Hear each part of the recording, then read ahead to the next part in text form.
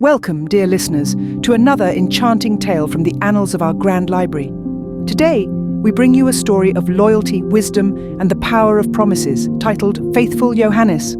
As we unravel this tale, we invite you on a journey to a time of kings and castles, of mysteries and miracles, a world where the ordinary meets the extraordinary, where loyalty is tested and where love knows no bounds.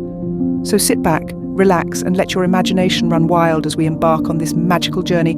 And now, without further ado, let's dive into the first chapter of our tale, The Wise King and Faithful Johannes. Once upon a time, there was an old king who was ill. He thought, "I am lying on what must be my deathbed," then said, "Have Faithful Johannes come to me." Faithful Johannes was his favourite servant and was so called because he had been so loyal to him for his whole life long. When he approached the bed, the king said to him, "Most faithful Johannes, I feel that my end is near. My only concern is for my son. He is still young and may not always have the best judgment. I will not be able to close my eyes in peace if you do not promise to teach him everything that he ought to know and to be his foster father." Faithful Johannes answered, "I will not forsake him and will serve him faithfully, even if it costs me my life." At this, the old king said, "Then I will die in comfort and peace," adding, "After my death, show him the entire castle, all the chambers, halls and vaults, and all the treasures which lie therein, but do not show him the last chamber in the long gallery, which contains the portrait of the princess of the golden roof.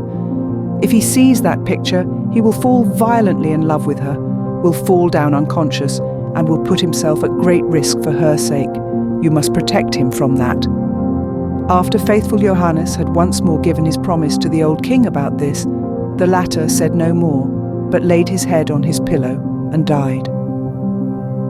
After the old king had been carried to his grave, Faithful Johannes told the young king all that he had promised his father on his deathbed, and said, "I will surely keep my promise, and will be loyal to you, as I have been loyal to him, even if it should cost me my life." When the mourning was over, Faithful Johannes said to the young king, "It is now time for you to see your inheritance. I will show you your father's castle." Then he took him everywhere, up and down, and let him see all the riches and the magnificent chambers. But there was one chamber which he did not open, the one that contained the dangerous portrait. Now the portrait was so placed that when the door was opened, one looked straight at it. It was so masterfully painted that it seemed to live and breathe and to be the most charming, beautiful thing in the whole world. The young king noticed that Faithful Johannes always walked past this one door and said, "Why do you never open this one for me?" He replied, "There is something in there that would frighten you." The king answered, "I have seen the entire castle, and I want to know what is in this room as well." And he was about to break open the door by force. Faithful Johannes held him back, saying, "I promised your father before his death that you should not see inside this chamber. It could bring great misfortune on you and on me." "Oh no," replied the young king. "If I do not go in, it will be my certain downfall. I shall have no rest day or night until I have seen inside with my own eyes. I shall not leave here until you have unlocked the door." Faithful Johannes saw that there was no other way. With a heavy heart and many sighs, he took the key from the large ring. After opening the door, he went in first, thinking that he could block King's view of the portrait, that the king would not see it in front of him. But what good did it do? The king stood on tiptoes and saw the portrait over Faithful Johannes's shoulder. After seeing the girl's portrait, which was so magnificent and glistened with gold and precious stones, he fell unconscious to the ground. Faithful Johannes picked him up, carried him to his bed, and sorrowfully thought, "Misfortune has befallen us, dear lord. How will it end?" Then he strengthened the king with wine until he regained consciousness. The king's first words were, "Oh, whose portrait is that beautiful picture?" "That's the princess of the golden roof," answered Faithful Johannes. The king continued, "My love for her is so great that if all the leaves on all the trees were tongues, they would not be able to express it.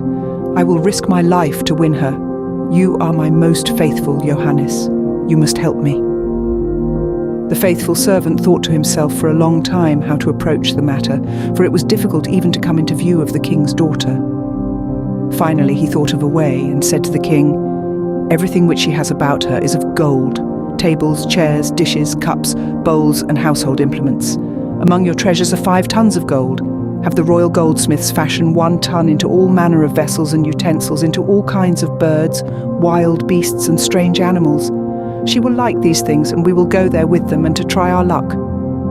The king summoned all the goldsmiths, and they had to work night and day until at last the most splendid things were prepared.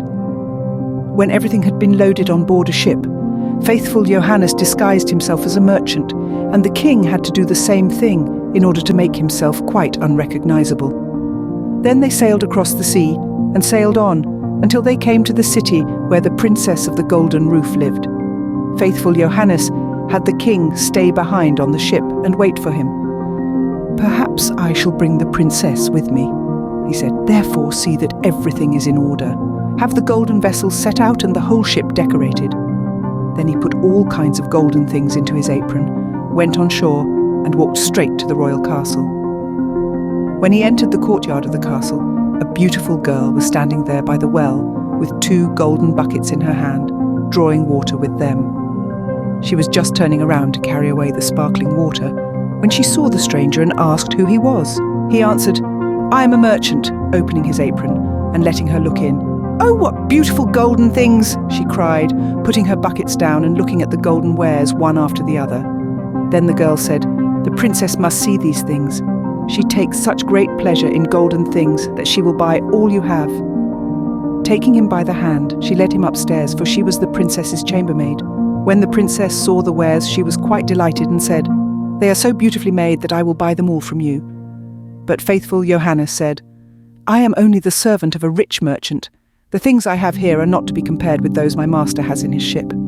They are the most beautiful and valuable things that have ever been made in gold."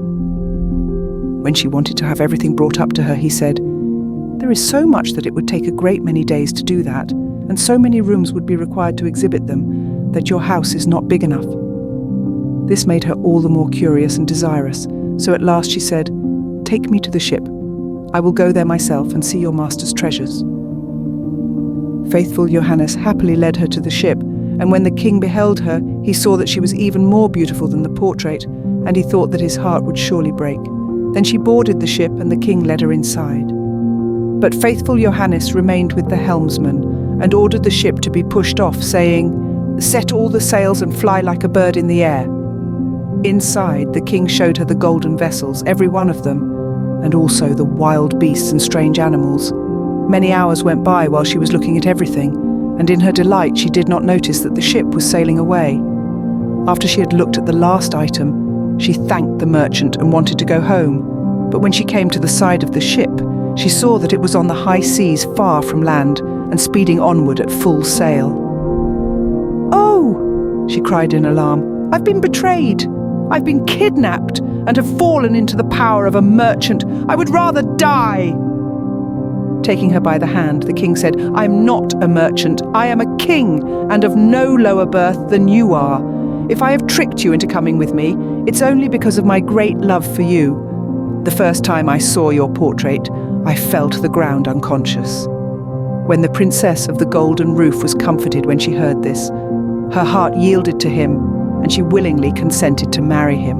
Now it so happened that while they were sailing onward on the high sea, Faithful Johannes, who was sitting at the front of the ship making music, saw 3 ravens flying through the air towards them. He stopped playing and listened to what they were saying to each other, for he could understand them. One cried, "Oh, he is carrying home the princess of the golden roof."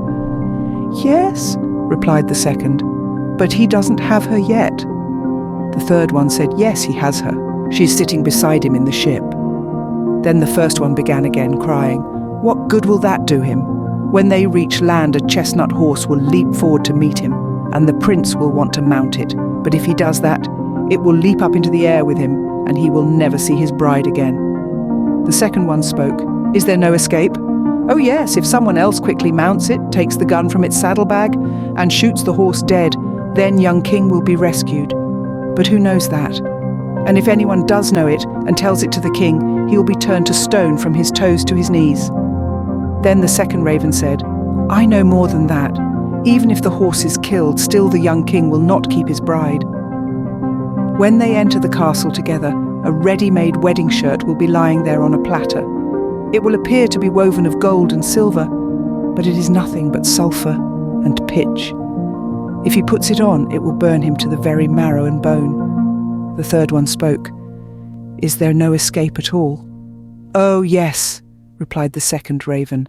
If anyone with gloves on seizes the garment and throws it into the fire and burns it up, the young king will be saved. But what good will that do? If anyone knows it and tells it to the king, half his body will become stone from his knees to his heart. Then the third raven said, I know still more.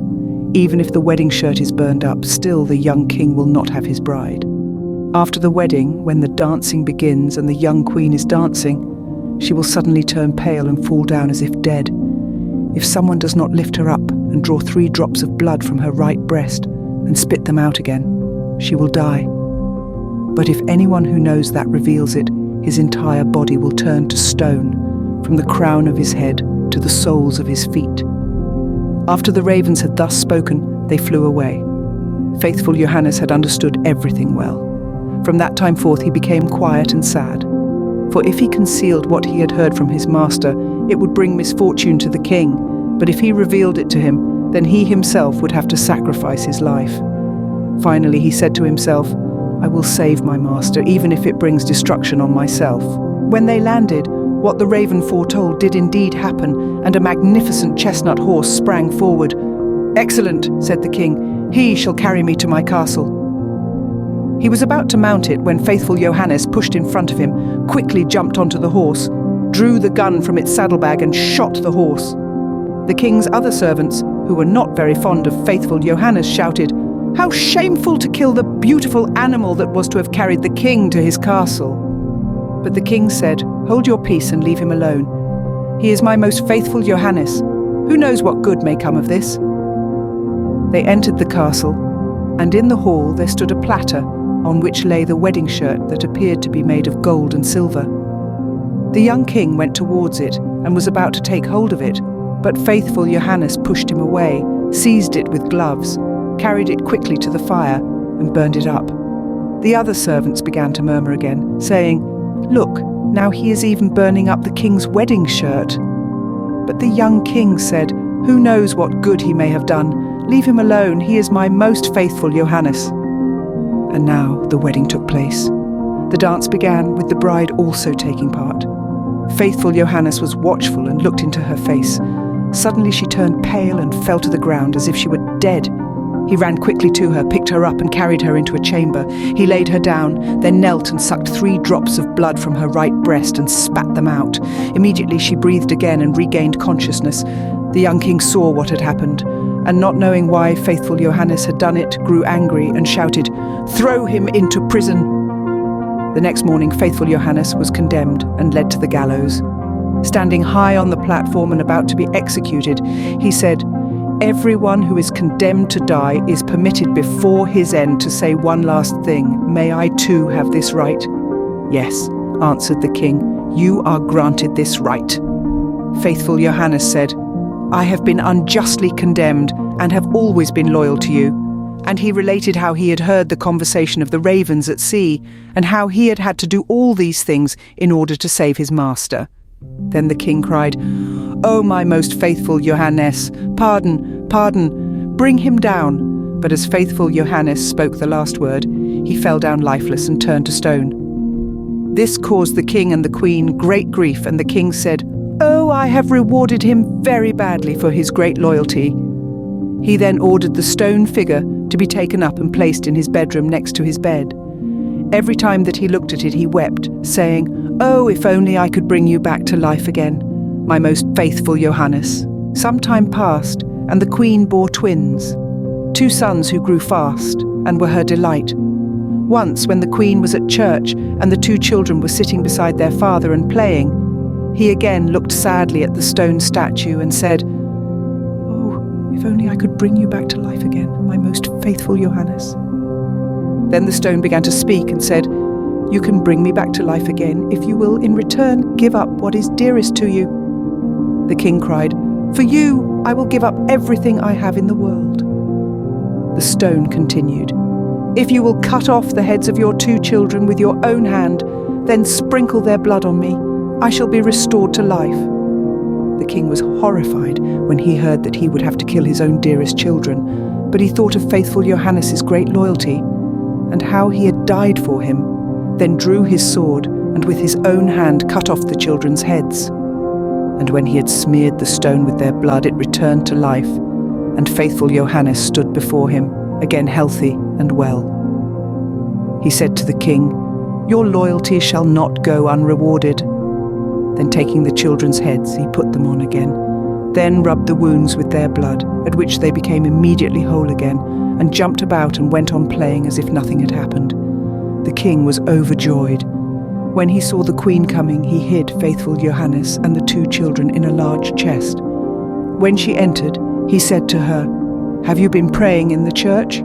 "Yes," she answered, "but I have constantly been thinking about Faithful Johannes and what misfortune has befallen him because of us." Then he said, "Dear wife, we can give him his life again, but it will cost us our 2 little sons. We will have to sacrifice them." The queen turned pale, and her heart filled with terror, but she said, "We owe it to him for his great loyalty." The king rejoiced to hear that she agreed with him. Then he opened up the chest and brought forth Faithful Johannes and the children, saying, "God be praised. Faithful Johannes has been saved, and we have our little sons again as well." He told her how everything had happened. Then they lived happily together until they died.